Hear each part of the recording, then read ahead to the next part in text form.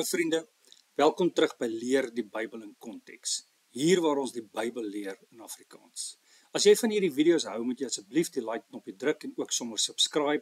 Julle weet hoe hierdie goed werk, hoe meer julle dit like en hoe meer julle subscribe, hoe meer mense gaan blootgestel word daaraan. En dit is wat ons wil hê, dat die Bybel in Afrikaans en binne konteks verduidelik moet word aan soveel as moontlik mense.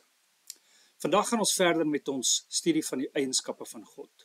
En ons kyk vandag na die heiligheid van God. Van al God se eienskappe is hierdie seker die eienskap wat die meeste misverstaan word. Hierdie is ook die enigste eienskap van God wat dag en nag permanent verklaar word in die hemele. God is 'n God van liefde en God is 'n God van genade en God is 'n God wat regverdig is. Maar die woord leer ons dat in die hemel word daar gesê God is heilig, heilig, heilig. Wanneer ek en jy iets wil beklemtoon, dan herhaal ons dit. Ons sê dit 2 keer. Die engele verklaar 3 keer en sê God is heilig, heilig, heilig. Wat die engele dus verklaar is, God is heiliger as enige van sy skepings of enige van sy werke. En meer as dit, God is die heiligste van alles wat bestaan. God is die hoogste, God is verhoog tot die hoogste vlak van heilig wat daar is. God is perfek. Die engele sê nie liefde, liefde, liefde nie. Al is God liefde. Hulle sê ook nie waarheid, waarheid, waarheid nie. En ons weet, God is 'n God van waarheid. En hulle sê ook nie genade, genade, genade nie. Ons weet ook, God is vol van genade.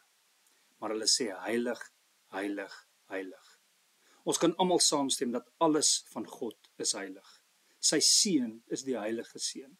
Sy gees is die heilige gees. Die Bybel, die woord van God, is die heilige Bybel. God se berg is die heilige berg Sion. Die land wat God vir die Israeliete gegee het, is die heilige land. Alles van God is heilig. Nou wat beteken heilig wanneer ons die woord gebruik as dit by God kom? Wat beteken dit as die engele verklaar heilig, heilig, heilig? En daar's 2 betekenisse van die woord heilig. Die eerste een en die primêre een is God is apart en bo sy hele skepping. In Engels sê ons set apart. God het ons gered sodat ons heilig kan wees. En wat beteken dit vir ons om heilig te wees? Ons moet anders wees. Ons moet anders lyk as die wêreld. Ons moet anders praat as die wêreld. Ons moet anders te reageer as die wêreld. Ons moet anders te lief hê as die wêreld. Ons moet anders te koop as die wêreld. Ons moet totaal en al anders te lyk as die wêreld om ons. Ons is set apart van die wêreld. Heilig beteken apart. Daar is 'n skeiding tussen 2 goed. In ons geval, ons is apart en geskei van hoe die wêreld lyk. God is heilig. God is apart en God is geskei van hoe sy skepping lyk. God is verhoog bo sy skepping. Geen skepsel is op God se vlak nie. Heilig beteken God is anderste as ons. God is verhoog bo ons. God is hoër as ons op alle vlakke. Dit is die idee van God se heiligheid. Die Engelse woord is transcendent, exceeding usual limits, lying beyond the usual experience, beyond comprehension. Hoor julle hierdie beskrywing, beyond comprehension. Met ander woorde, God is so heilig dat ons dit nie werklik kan verstaan nie. Ons kan nie die grootheid van God se heiligheid werklik verstaan nie. God is die hoogste in grootheid, ver bo enigiets in sy skepping. Dit is wat dit beteken as ons sê God is heilig. In Eksodus 15 vers 11 van die eerste plekke waar die woord heilig gebruik word en dit word gekombineer met woorde soos verheerlik, gedig, roemryk en wonders. En hoor wat staan daar. O Here, wie is soos U onder die gode? Wie is soos U, verheerlik in heiligheid, gedig in roemryke dade, een wat wonders doen? Hierdie is 'n verstommende vers vir ons. As God in sy heiligheid nie 'n mens se asem wegslaan nie, dan is dit nie die God van die Bybel wat jy gesien het nie. Dit is vir ons gewone skepsels iets asemrowends om na God se heiligheid te kyk. Sy majesteit is vir ons te groot en te beeldskoon om werklik te verstaan. In 1 Samuel 2 vers 2 staan daar, niemand is heilig soos die Here nie. Ja, daar is niemand buiten U en daar is geen rots soos ons God nie. Met ander woorde, ons God se heiligheid is so ver verwyderd van ons af, dat daar geen vergelyking is waarteen ons dit kan meet of kan vergelyk nie. Jeremia 6 is seker die beskrywendste gedeelte in die Bybel oor God se heiligheid. Die koning is dood en die nasies was in skok en die profeet Jesaja het gebid tot God. En God het vir Jesaja 'n visioen gegee. En in hierdie visioen het Jesaja vir God in sy grootheid, in sy volle heerlikheid en heiligheid gesien. In hierdie visioen sien Jesaja vir God sit op sy troon, aktief besig om oor sy skepping te regeer. Julle kan onthou met ons vorige video het ons gekyk na die soewereiniteit van God. Nou, vanuit hierdie troonkamer is God besig om sy skepping te regeer.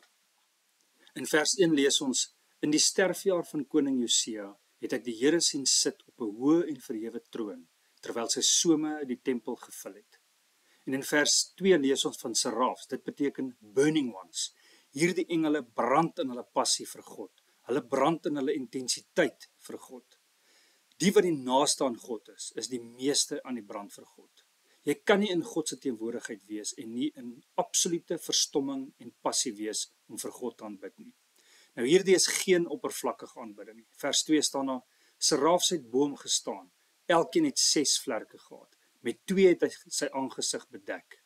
Nou hierdie wys dat hulle totaal en al onwaardig voel om in 'n heilige God se teenwoordigheid te wees. Hulle kon nie eens na sy heerlikheid kyk nie. En met 2 het hy sy voete bedek. Hierdie wys dat as 'n dienaar is hulle nie waardig om in hulle meester se teenwoordigheid te wees nie. En met 2 het hy gevlieg. Hulle was gereed om gestuur te word deur hierdie heilige God. Vers 3 lees ons, en die een het die ander toegeroep en gesê, heilig, heilig, heilig is die Here van die leerskare. Die hele aarde is van sy heerlikheid vol.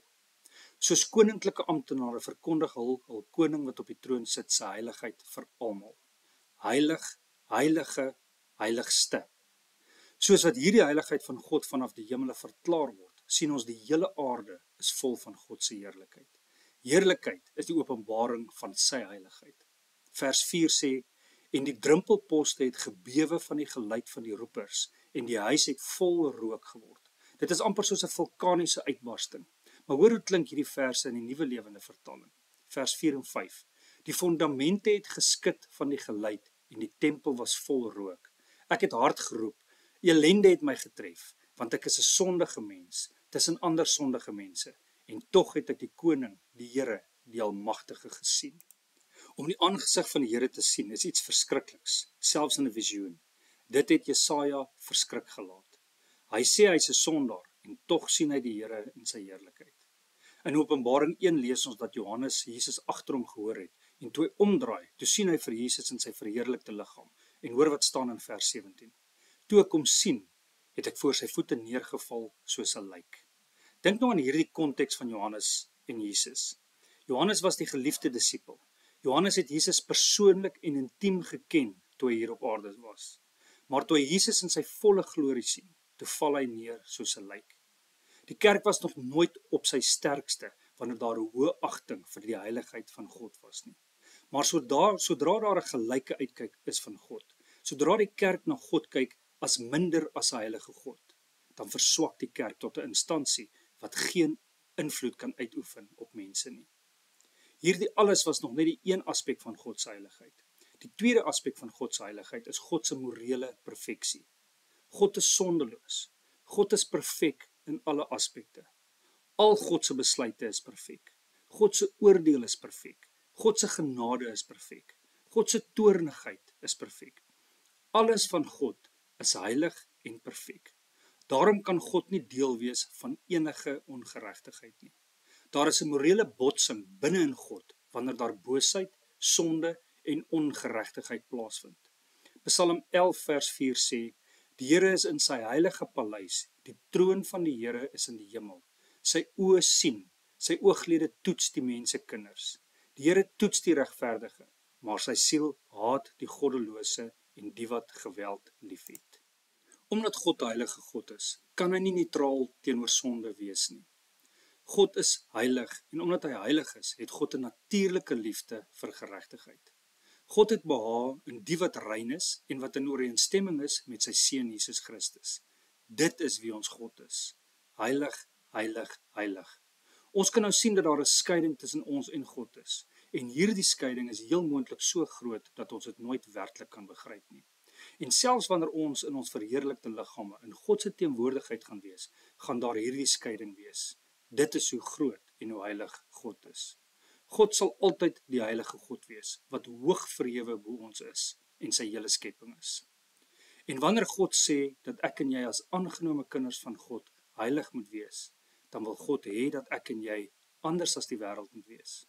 Ek en jy moet anders dink, ons moet anders praat, ons moet anders reageer en ons moet net anders wees oor die dinge van die lewe. Want dit is wat hierdie heilige God verheerlik. Mag hierdie eienskap van God 'n groot invloed op jou geloofslewe hê. Seën vir julle tot volgende keer.